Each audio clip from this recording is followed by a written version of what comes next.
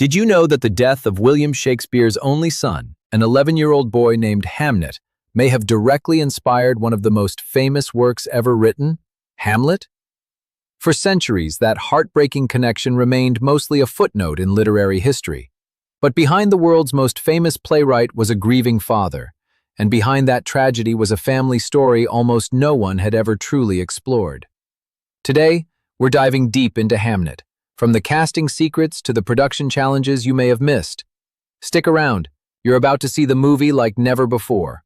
And before we begin, if you love deep dives into filmmaking and movie history like this, make sure to hit the like button, subscribe to Cinemagna, and drop a comment telling me your favorite Shakespeare adaptation. At its heart, Hamnet is a story about love, grief, and the strange alchemy that turns pain into art. Directed by Academy Award-winning filmmaker Chloé Zhao, the film tells the intimate and emotional story behind the creation of Hamlet, one of the most influential plays in literary history. But instead of focusing on Shakespeare's fame or legacy, Zhao's film asks a different question. What personal tragedy could have inspired such a haunting masterpiece? The film is based on Maggie O'Farrell's award-winning novel, Hamnet, which captured global attention when it was published in 2020. The book went on to win the National Book Critics Circle Award and the Women's Prize for Fiction, and it was even named one of the 5 best works of fiction of the year by the New York Times Book Review. But for O'Farrell, the idea behind the novel had been quietly growing for nearly 30 years. She had discovered something that shocked her. Shakespeare had a son named Hamnet, and the boy died at the age of 11 during a plague outbreak in 1596. Just a few years later, Shakespeare wrote Hamlet. For O'Farrell, the connection felt impossible to ignore. She believed the boy had been unfairly forgotten by history. In most biographies of Shakespeare, Hamnet was barely mentioned, just a line or two in the timeline of the playwright's life. Yet if the theory was true, the child's death may have shaped one of the greatest works of art ever created. So she set out to restore Hamnet's place in the story. Her novel didn't just explore the death of Shakespeare's son, it explored the family behind the legend. It imagined the emotional lives of the people history had largely overlooked, especially Shakespeare's wife. And that's where the film begins. Set in England in the year 1580, Hamnet follows a young Latin tutor named William Shakespeare, who meets a fiercely independent woman named Agnes. Their relationship begins with an intense attraction, something immediate and undeniable. Before long, that passion leads to marriage and the start of a family. Together, they build a life in Stratford-upon-Avon. They have 3 children, Susanna, and twins Judith and Hamnet. But while Agnes anchors the household, Will increasingly finds himself pulled toward the world of theater in London. It's there that he begins to pursue his creative ambitions, leaving his family behind for long stretches of time. And then, tragedy strikes. When Hamnet falls ill during a plague outbreak, the family's life is shattered. His death sends shockwaves through their home and threatens to break apart the once unbreakable bond between Agnes and Will. Agnes turns inward, seeking solace in nature and the spiritual world she has always felt connected to. Will does something different. He pours his grief into writing, and out of that grief, a play begins to take shape, one about a haunted young prince, a dead father, and the unbearable weight of loss. Hamlet. For director Chloé Zhao, this emotional transformation, turning loss into art, became the central heartbeat of the film. Zhao is no stranger to stories about grief and identity. Her earlier films, including The Rider and the Oscar-winning Nomadland, explored characters navigating profound personal loss while searching for meaning in the world around them. When she encountered O'Farrell's novel, she immediately felt a deep personal connection to the story.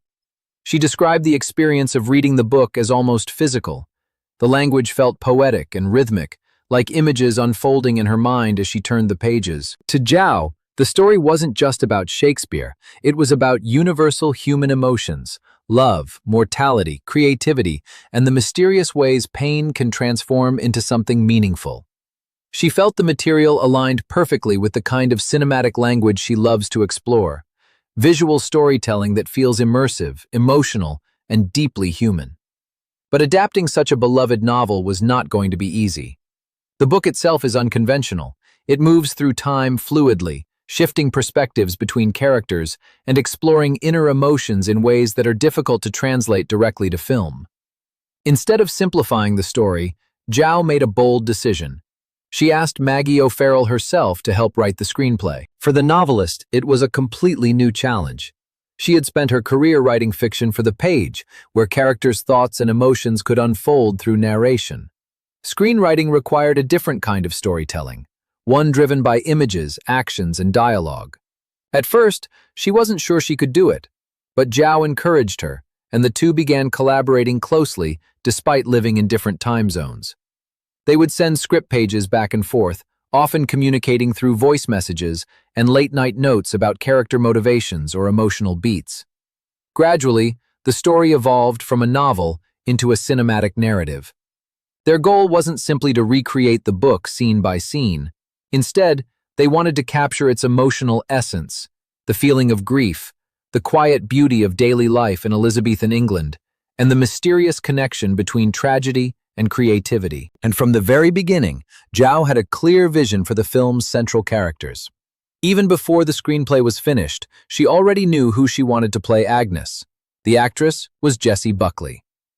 Buckley had become one of the most exciting performers of her generation, thanks to powerful roles in films like Wild Rose, Women Talking, and The Lost Daughter, which earned her an Academy Award nomination. But Zhao believed Buckley had something even more important for this role: a wildness. Agnes is not a conventional historical character. She is a healer, a herbalist, a falconer, a woman deeply connected to the natural world and the rhythms of the forest around her. Her intuition borders on the mystical, and she lives on the fringes of the rigid social structures of Elizabethan England. Buckley seemed to embody that energy naturally. According to the filmmakers, she had a spirit that felt untamed, instinctive, and deeply emotional, the exact qualities needed to bring Agnes to life on screen. When Buckley read the novel for the first time, she devoured it in a single sitting. She was completely captivated by Agnes. Later, when she read the screenplay, the emotional weight of the story hit her even harder.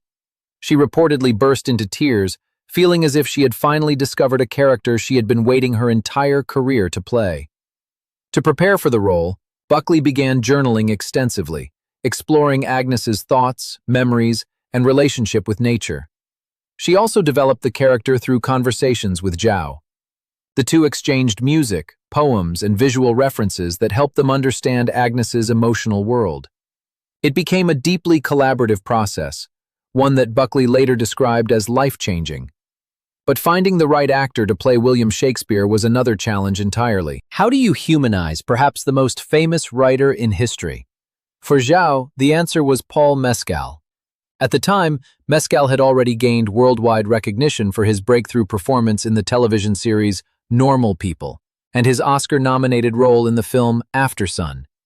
He had a rare combination of vulnerability and strength, something Zhao felt was essential for portraying Shakespeare as both a husband and an artist.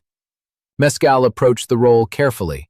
Because historical records reveal very little about Shakespeare's personal life, he couldn't rely on traditional biography to build the character.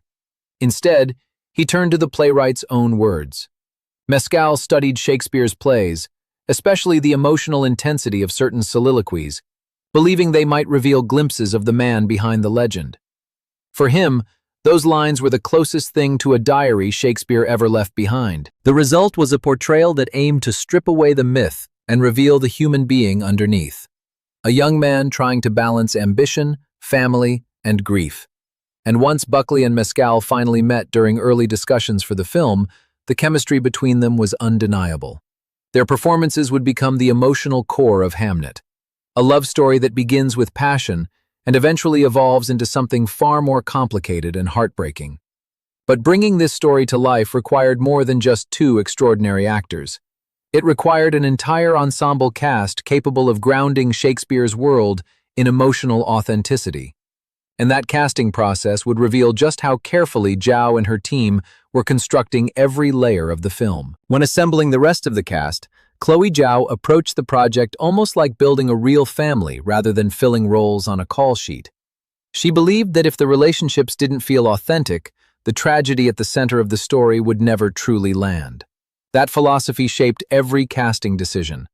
One of the most important characters beyond Agnes and Will is Judith, Hamnet's twin sister. In Maggie O'Farrell's novel, Judith shares an almost mystical bond with her brother, the kind of connection twins sometimes describe as feeling each other's emotions across distance. When Hamnet becomes ill, Judith desperately tries to protect him, even attempting to take his place in bed so the sickness might claim her instead. It's one of the most heartbreaking moments in the story. For Zhao, the actress playing Judith needed to convey innocence, courage, and an almost supernatural sensitivity. The search involved dozens of young performers before the filmmakers finally found someone who felt completely natural in the role. Zhao reportedly spent long conversations with the child actors, not just reading scenes, but asking them about their families, their fears, and what they believed love felt like. She wanted performances that felt instinctive rather than rehearsed. The same care went into casting Susanna, the Shakespeare family's eldest daughter. Though she appears less frequently in the story, her presence helps ground the family dynamic. Susanna represents the quiet stability of the household, a contrast to Judith's emotional intensity and Hamnet's restless curiosity. But the most delicate role to cast was, of course, Hamnet himself. The entire story revolves around this child, a boy history barely remembered, yet whose death may have influenced one of the greatest plays ever written. Zhao wanted Hamnet to feel like a real child, not a symbolic figure. That meant finding a young actor who could convey wonder, playfulness, and vulnerability without ever seeming overly performed. During auditions, the directors avoided heavy line readings. Instead, they asked the children to interact with animals, run through outdoor spaces, or play simple improvisation games with Jessie Buckley. Those exercises helped reveal something more honest, how the actors behaved when they forgot they were being watched. Eventually, the filmmakers assembled a trio of young performers who felt believable as siblings, laughing together, teasing each other, and forming the kind of chaotic bond real families share. But even with the cast assembled, Zhao believed something important was still missing: time together. Unlike many productions that jump straight into filming, Zhao created a rehearsal process designed to build genuine emotional connections among the actors. And it was unusual. Instead of rehearsing primarily on sound stages, the cast spent long days outdoors in the countryside surrounding Stratford-upon-Avon. They walked through forests. They cooked simple meals together. They practiced falconry, a skill Agnes uses in the story. They even learned traditional herbal remedies, reflecting Agnes's role as a healer who gathers plants and roots from the land around her. For Jessie Buckley, these experiences became essential to understanding Agnes. The character doesn't simply live in nature, she belongs to it. Buckley spent hours learning how to handle birds of prey, developing the quiet patience required to build trust with the animals. Falconry experts guided her through the process, teaching her how subtle body language and breath control can affect a bird's behavior. The training wasn't just about realism. It helped Buckley enter Agnes's mindset, a woman who listens more than she speaks, who reads the world through small signs in the environment. Paul Mescal's preparation was different but just as intense. To capture the physical and emotional divide between Stratford and London, Zhao encouraged Mescal to explore both worlds. He spent time studying Elizabethan theater traditions while also immersing himself in the quieter rhythms of rural life. The contrast was crucial. In Stratford, Will is a husband and father. In London, he becomes something else, an artist chasing success in a rapidly evolving theatrical scene. That tension between two identities forms one of the film's most powerful emotional undercurrents. And Zhao wanted the audience to feel that pull. During rehearsals, she encouraged Buckley and Mescal to improvise moments that weren't in the script. Small domestic scenes like preparing food, putting the children to bed, or arguing quietly about Will's long absences. Some of those improvised moments were so natural that they eventually inspired changes to the screenplay itself. Gradually, the cast began to feel less like actors and more like a lived-in family, which was exactly Zhao's goal.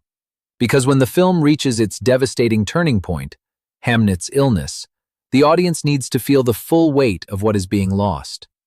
And that moment would become one of the most challenging sequences to film.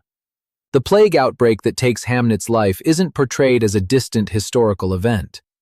Zhao wanted the audience to experience the fear and helplessness families felt during outbreaks that swept through England in the 16th century.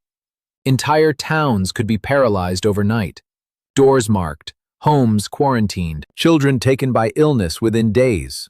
To capture that atmosphere, the production design team meticulously recreated the textures of Elizabethan life.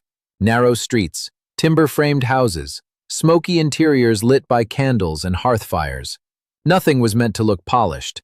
This was a world of mud, wood, and survival. Costume designers followed a similar philosophy. Rather than pristine historical garments, the clothing in Hamnet appears worn, patched, and lived in.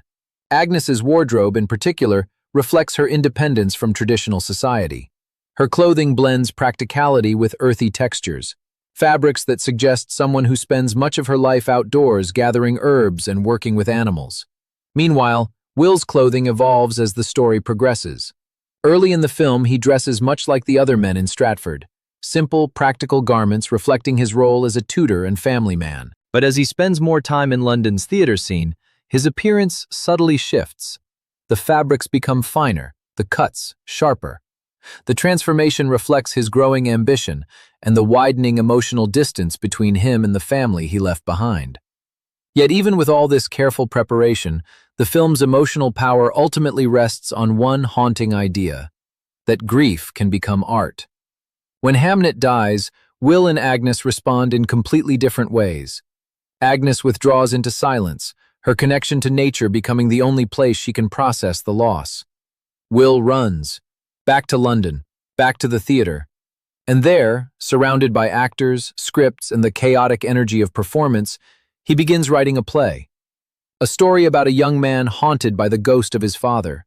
A story about death, memory, and the unbearable question of how to live after losing someone you love. The play is called Hamlet. For audiences familiar with Shakespeare, that connection carries enormous emotional weight. But Zhao didn't want the film to feel like a historical lecture. Instead, she treated the creation of Hamlet almost like a mystery, something forming slowly in Will's mind as he tries to understand his own grief. Scenes from the play begin to echo moments from his life. Lines of dialogue start to mirror the emotions he and Agnes can't express to each other. The boundary between life and art becomes blurred, and that blurred line is what makes Hamnet so unique among Shakespeare adaptations. Because this isn't a story about the world's greatest playwright. It's a story about a father who lost a child, a mother trying to survive unimaginable grief, and the strange, painful miracle that sometimes emerges from tragedy. But the deeper the filmmakers went into this story, the more they realized something remarkable.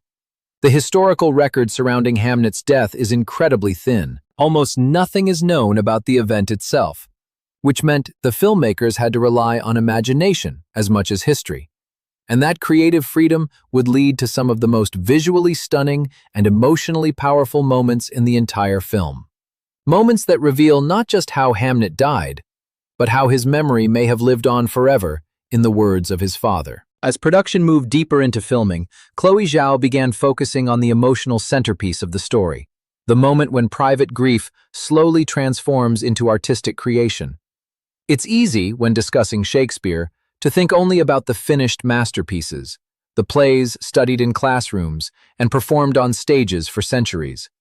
But Hamnet asks a far more intimate question. What happens before the masterpiece exists? What emotional storm gives birth to it? For Zhao, the answer wasn't a single moment of inspiration. It was something slower, messier, and more human: grief. After Hamnet's death, the film deliberately shifts its tone. The warmth of the early family scenes fades, replaced by long silences and fractured relationships. Agnes and Will, once bound together by intense love, struggle to even speak to each other. They are grieving the same child, but they are grieving in completely different ways. Jessie Buckley described these scenes as some of the most emotionally demanding work she had ever done. Agnes becomes almost ghost-like in her own home, moving through the rooms where Hamnet once played. Sometimes Zhao filmed these sequences with almost no dialogue at all. Instead, Buckley's performance carries the emotion through small physical details. The way Agnes touches Hamnet's belongings, the way she pauses in doorways, the way she seems to listen for something that will never return. Paul Mescal's character reacts differently. Will cannot remain in Stratford. The silence of the house is unbearable. So he returns to London, to the theater, the only place where emotions can be spoken aloud through characters and stories. Historically, this is one of the most intriguing mysteries surrounding Shakespeare's life. Very few personal records exist, but scholars have long noticed something striking in the timeline. Hamnet died in 1596. Just a few years later, Shakespeare wrote Hamlet, a play obsessed with death, ghosts, mourning, and the psychological weight of losing a father. In the Elizabethan spelling of the time, Hamnet and Hamlet were often used interchangeably. Some historians believe the connection is purely coincidental. Others believe it cannot possibly be. The film doesn't try to settle that debate with certainty. Instead, it imagines the emotional path that might have led from one to the other.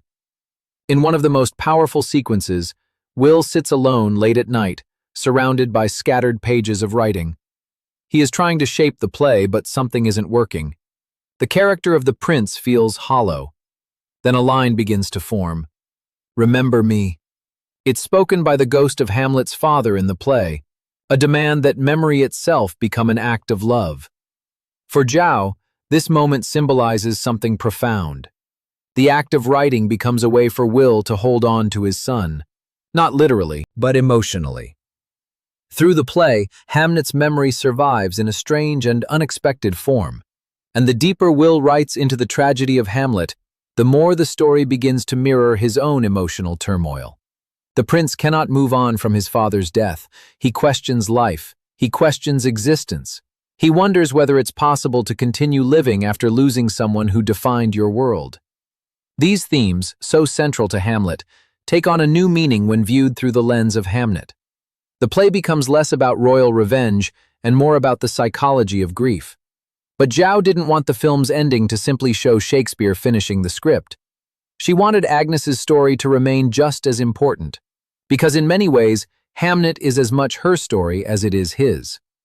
One of the film's most emotionally devastating scenes occurs when Agnes eventually travels to London and attends a performance of Hamlet for the first time. She has no idea what she's about to witness. As the play unfolds on stage, she begins to recognize fragments of her own life woven into the story.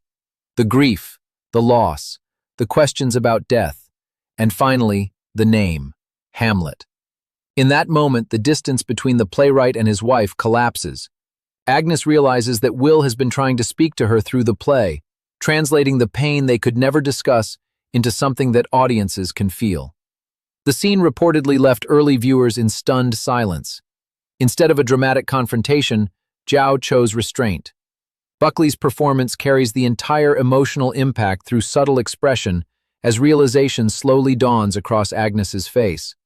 For many viewers, it becomes the emotional climax of the entire film, and it reflects something Maggie O'Farrell had always hoped audiences would consider.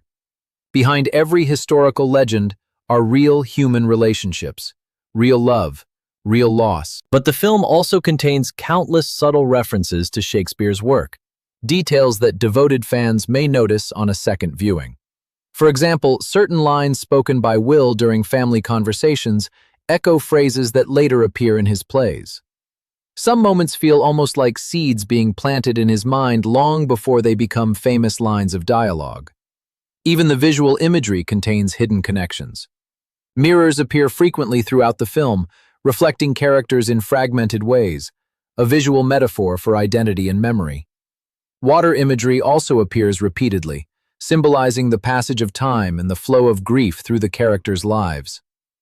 Zhao's filmmaking style, known for its natural light and immersive atmosphere, helps make these symbolic moments feel organic rather than staged. Many scenes were filmed during the golden hour, just before sunset, giving the countryside around Stratford a soft, dreamlike glow. The result is a historical drama that feels almost timeless.